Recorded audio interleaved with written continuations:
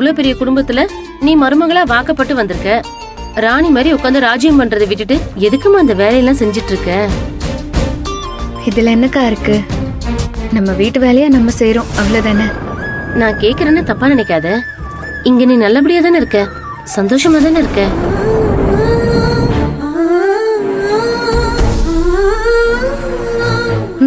இருக்கேன்க்கா, நல்லாதான் இருக்கேன். பார்த்தா அப்படி தெரியலையம்மா. அந்த பொண்ணு யாரு? உன் நாத்தனார் தானே? எப்படியும் உன்னை விட 4-5 வயசு கம்மியா தானே இருப்பா. இன்னும் கல்யாணம் கூட ஆகல.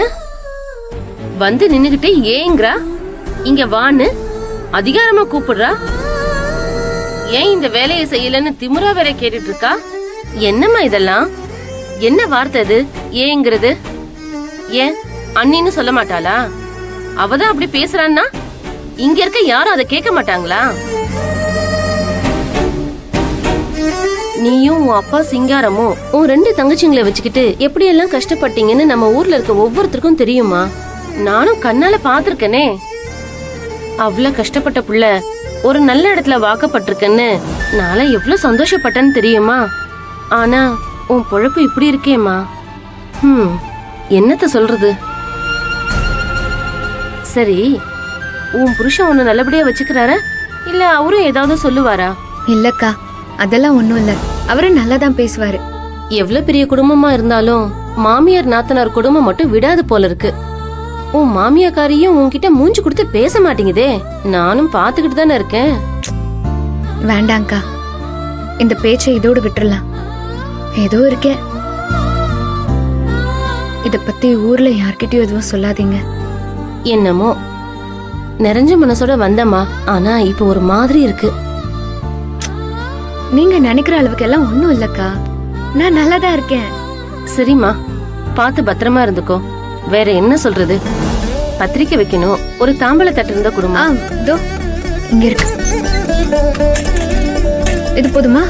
இது போதுமா? நீயும் வாமா, கொஞ்சம் ஒத்தாசையா இருக்கும் எனக்கு. சரி வாங்கக்கா. பங்காளி, அங்க எல்லாருக்குமே பிளக்ஸ் அடிக்க சொல்லிருக்கேன். கல்யாணத்துல முன்னாடி வந்து எல்லாத்தையும் செய்ய போறது நீங்க தான். அட, எதுக்கு பங்காளி இதெல்லாம்? வெட்டி செலவு தானே. அப்படியெல்லாம் சொல்லாதீங்க பங்காளி. நமக்கு ஆள் இருக்கு, நாமளும் நல்லபடியா இருக்கோம்னு எப்படி காட்டுறது?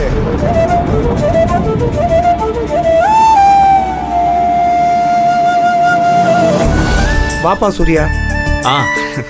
ஆய் சித்தப்பா, வாப்பா. எப்படி இருக்கீங்க? நல்லா இருக்கு. நல்லா இருக்கியா? வேலையெல்லாம் எப்படி போகுது? செண்பகம் நேரம் உனக்காக தான் காத்திருந்தோம். பங்காளி, சூர்யா வந்துட்டான். நீங்க பாத்து. சரி பங்காளி. எடு நந்தினி, தட்டு கொடுதோ.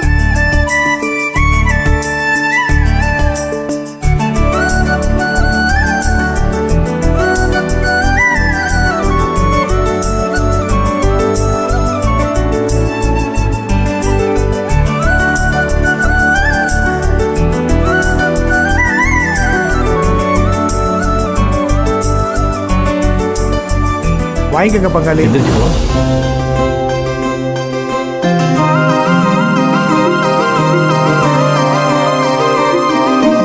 அவசியம் கல்யாணத்துக்கு வந்துடணும். இங்க இருந்து நீங்க தான் கல்யாணத்தை நல்லபடியா நடத்தி கொடுக்கணும். குடும்பத்தோட எல்லாரும் வந்துருங்க. அவசியம். நல்லது பங்காளி. உட்காருங்க. செண்பகம் எடு.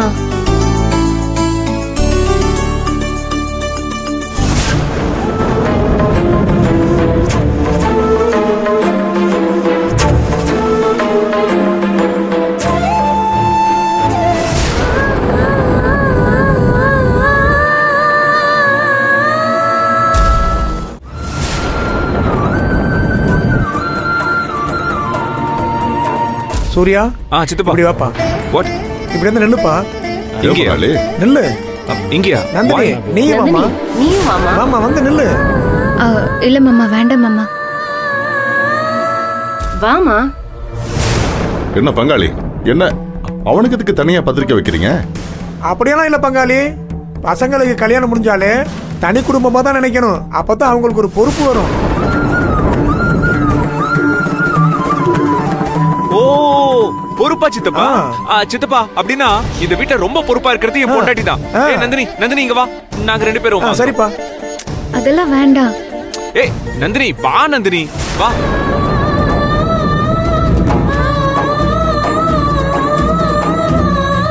நந்தினி வான்னு சொல்றேன்ல, இங்க நில்லு. இப்போ வாங்க, இவ ரொம்ப பொறுப்பான ஆளு. இப்ப கரெக்டா இருக்கும், கொடுங்க. ரைட்டு. இப்போ ஒரு மேட்னி ஷோ நடக்க போகுது. கொடுங்க நந்தினி, வாங்க. கமான், ஒண்ணா வாங்கலாம். வாங்க, வாங்கிக்க. ஏய் வாங்க நந்தினி. கொடுங்க சித்தப்பா. அவசியம் வந்துடணும். வாங்க. ஓகேவா? நல்லது. வச்சுக்கோ. ரொம்ப நன்றி. நீங்க ஓகே. எல்லாரும் முன்னாடியே வந்து இந்த கல்யாணத்தை நல்லபடியா நடத்தி கொடுக்கணும். கண்டிப்பா சித்தப்பா. சரிப்பா. கண்டிப்பா. நல்லது. நானும் என் பொண்டாட்டியும் வந்துடுறேன். நல்லது. கண்டிப்பா வந்துரு நந்தினி. நீ கல்யாணம் முடிஞ்சு வந்து நம்ம வீட்ல நடக்கிற முதல் தேவை கட்டாயம் தம்பியை கூட்டிட்டு வந்துடணும். வந்துடும் சித்தப்பா. சரிப்பா. சரி பங்காளி, அப்ப நாங்க கிளம்புறோம். நிறைய பேருக்கு பத்திரிக்கை எல்லாம் கொடுக்க வேண்டியிருக்கு. குடும்பத்தோட வந்து எல்லாரும் முன்னாடி இருந்து கல்யாணத்தை நல்லபடியா சரி. முடிச்சு கொடுக்கணும். அப்ப நாங்க வரட்டுமா? போயிட்டு வரேன் நல்லது. வரேம்மா. வாங்க. சித்தப்பா அடிக்கடி வீட்டுக்கு வாங்க. கண்டிப்பாப்பா. இதுக்குதான் அந்த ஊர்ல இருந்து இவங்க கிளம்பி வந்தாங்களா? எங்க என்னங்க இது? இந்த அசிங்கத்தை பாக்குறதுக்கு தான் நாங்க எல்லாரும் வீட்லயே இருக்கணும், எந்த வேலையும் பார்க்க வேண்டாம்னு சொன்னீங்களா? பாரு, ஏதோ உங்க மனசுல பட்டதை செஞ்சிருக்காங்க, தனியா பத்திரிக்கை கொடுத்திருக்காங்க. அதுக்கு நான் என்ன பண்ண முடியும் சொல்லு? இது என்னங்க புது பழக்கமா இருக்கு? வீட்ல 4 ஆம்பளை பசங்க இருந்தா ஆளுக்கு ஒரு பத்திரிக்கை வச்சிருவாங்களா? வீட்ல இருக்கிற பெரியவங்க பேர்ல தானே பத்திரிக்கை வைக்கணும். உங்க பங்காளிக்கு இதெல்லாம் தெரியாதா? தெரியாதவன்லாம் கிடையாது. ஆனா அவன் இந்த விஷயத்தை அப்படி பாக்குறான் சுந்தரவள்ளி. அதுக்கு நாம என்ன பண்ண முடியும் சொல்லு? தனியா பேர் எழுதி பத்திரிகை கொடுக்கணும்னு சொல்றவன கொடுக்காதுன்னு தடுக்க முடியும்? தடுக்க வேண்டாம், வேண்டாம். ஆனா கேள்வி கேட்கலாம்ல. தோ நம்ம வீட்ல தான் நம்ம மாப்பிள்ளை இருக்காரு, நம்ம பொண்ணு இருக்கா. அவங்க தானே நின்னுட்டு இருந்தாங்க. அவங்களுக்கு பத்திரிக்கை வைக்கல, அதென்ன பையனுக்கு மட்டும் தனியா? ஏன் உங்க பங்காளிக்கு இதெல்லாம் தெரியாதா? பத்திரிக்கை கொடுத்தமா போனமானு இல்லாம தேவையில்லாத வேலையில எதுக்கு அந்த ஆள் பண்ணிட்டு இருக்காரு? இதுக்கு சப்போர்ட் வேணும். அதுவும் அந்த பொம்பளை இருக்காளே, கண்ணா பின்னாடி என்ன இஷ்டத்துக்கு பேசிட்டு இருக்கா? ஐயோ வந்த போதுக்கு அப்பவே ஏதாவது சொல்லிருப்பேன். சுந்தரவள்ளி, உங்க மூஞ்சிக்காக தான் பார்த்தேன். உங்களாலதான் எல்லாமே. ஏய், அதான் எல்லாம் முடிஞ்சு பத்திரிக்கை வச்சுட்டு போயிட்டாங்களே, அப்புறம் எதுக்கு நீ இன்னும் கத்திக்கிட்டு இருக்க? பாத்தீங்கல்ல, என்னது இது? அவ பேரு எங்க? பத்திரிக்கை கொடுக்கறதுனா அவ பேரை மட்டும் போடணும். எதுக்கு இந்த மூஞ்சி பேரை கொடுத்திருக்காங்க? அந்த பத்திரிக்கையில ஏன் பேரு, இந்த பத்திரிக்கையில அவ பேருனா அப்ப நானும் அவ்வளவு ஒண்ணா? இப்படி வளைச்சு வளைச்சு குத்தம் கண்டுபிடிச்சா யாரும் உனக்கு பதில் சொல்ல முடியும்? பதில்ல ஒண்ணும் சொல்ல வேணாம், எனக்கே எல்லா பதிலும் தெரியும். அதான் அந்த அம்மா தனியா இவளை கூட்டிட்டு போய் பேசினால, இவ சொல்லிருப்பா. ஐயோ அம்மா, அப்படியெல்லாம் நான் எதுவுமே சொல்லலம்மா. என்ன? நந்தினி நந்தினி நந்தினி, இரு இரு இரு, நான் பேசுறேன். டாடி டாடி, இந்த தாய் குலத்தோட இமேஜினேஷன் என்ன டாடி இப்படி கேவலமா போகுது? இல்ல இல்ல, எப்படி எப்படி எப்படி? நந்தினி போய் அவங்க கிட்ட கேட்டு அதனாலதான் அவங்க பத்திரிகையில பேர் எழுதுறாங்களாம். கேட்கும் போதே சைல்டிஷா ரொம்ப காமெடியா இல்ல?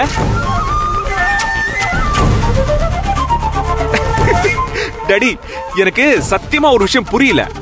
இல்ல, நீங்க 2 பேரும் ஹஸ்பண்ட் அண்ட் ஒய்ஃப், அதனால உங்க 2 பேரையும் ஒன்னா சேர்த்து நிக்க வச்சு பத்திரிகை கொடுத்தாங்க.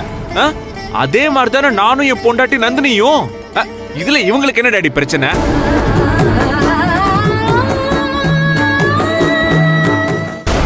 வர வர லாஜிக்கே இல்லாம டென்ஷன் ஆவறாங்க டாடி. ஐயோ, இப்பலாம் எனக்கு இந்த கோபம் வர்றதை விட ரொம்ப காமெடியா சிரிப்பு தான் டாடி வருது. ஏய் நிறுத்து.